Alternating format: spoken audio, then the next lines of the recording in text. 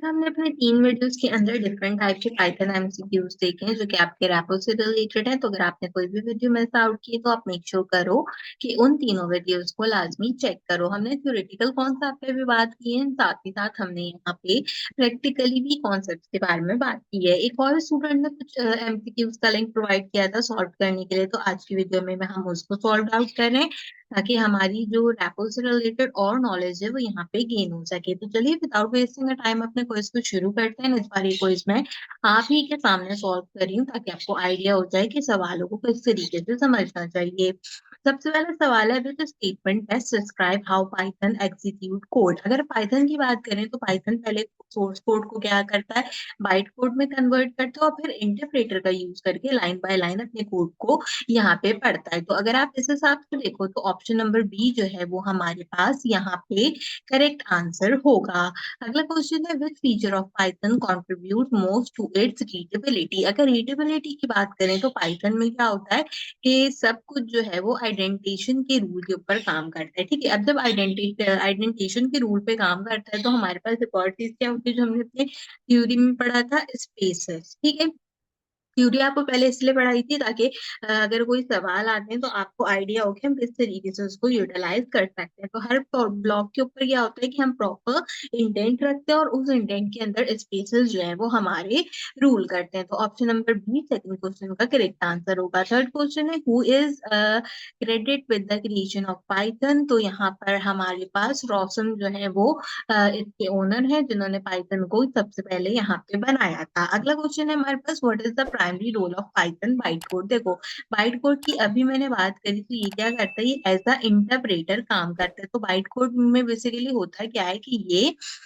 एक इंटरप्रेटर की तरह काम करते हैं। इसको हम जो भी काम देते हैं उसको ये लाइन बाय लाइन जो है वो क्या करते जाता है, उसको लाइन बाय लाइन जो है ये रिप्रेजेंट करते जाते हैं, उसको लाइन बाय लाइन जो है ये चलाते जाते हैं। तो उस हिसाब से ऑप्शन नंबर सी जो है वो इसका करेक्ट आंसर है। इस तरीके से सवाल को समझोगे और फिर उसको कंसीडर करोगे तो आपके पास चीजें क्रिएट आउट हो जाएंगी। ऐसा कहता है विच of the following data type is immutable.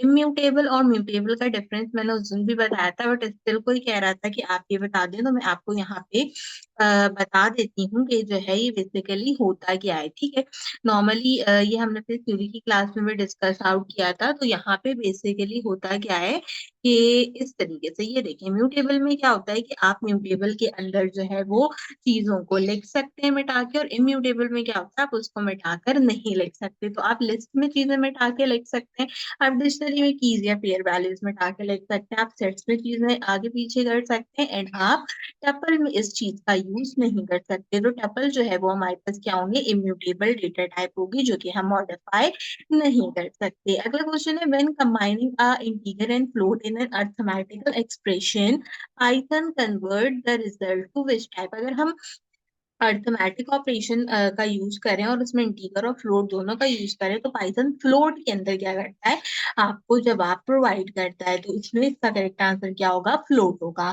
ठीक है, इसके बाद अगले क्वेश्चन की तरफ चलते हैं। Which method convert a string representing a number into a floating point number. तो फ्लोट का मेथड यूज होता है सिंपल यहाँ पे। अगला क्वेश्चन है in Python declare a variable required. Python में बेसिकली क्या होता है कि हम जो वेरिएबल बनाते हैं उसको डिक्लेयर करना जरूरी होता है।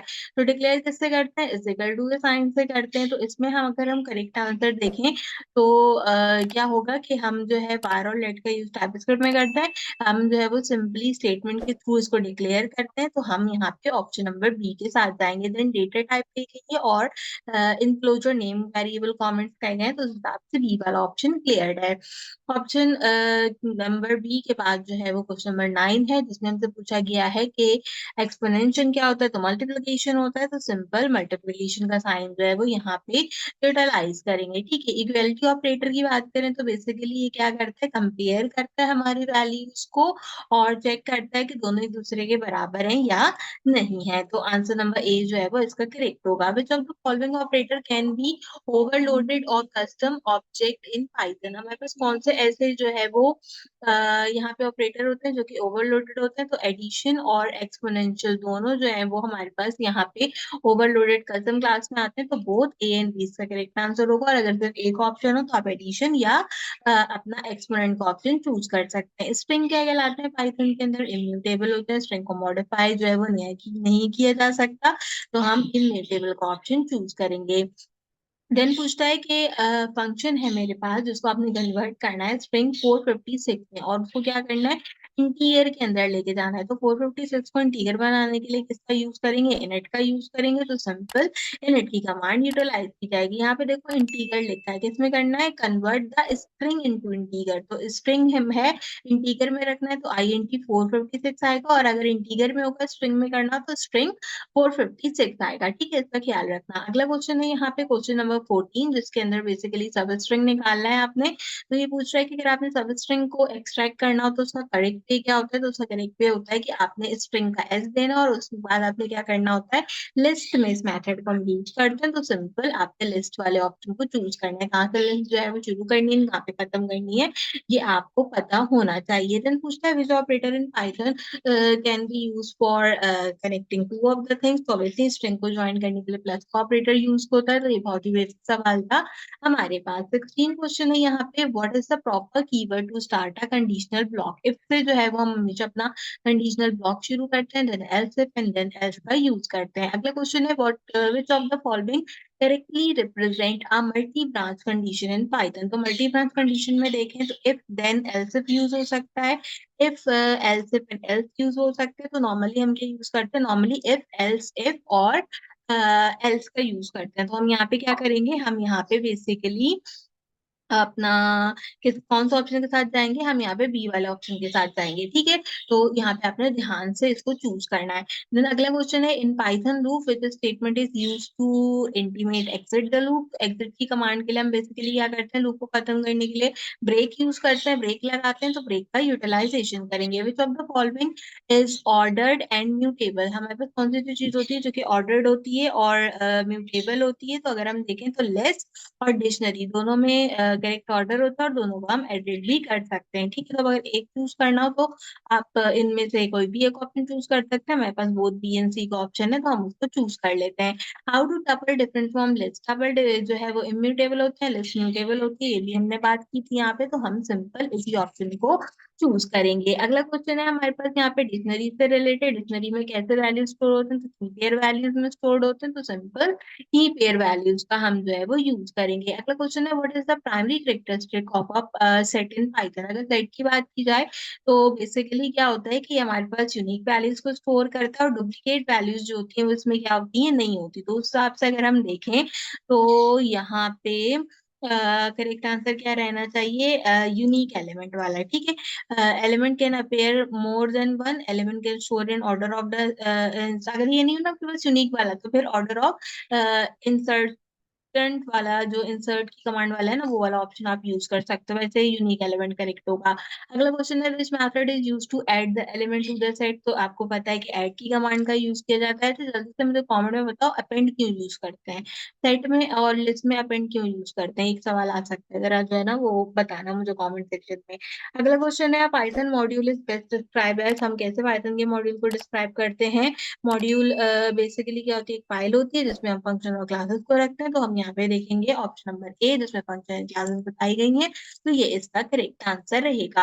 अगला क्वेश्चन है how do you import only the function scot from the math module. अगर हम यहाँ पे सिर्फ और सिर्फ जो है वो मैथ मॉड्यूल की बात करें तो किसी भी फंक्शन को हम क्या करते हैं?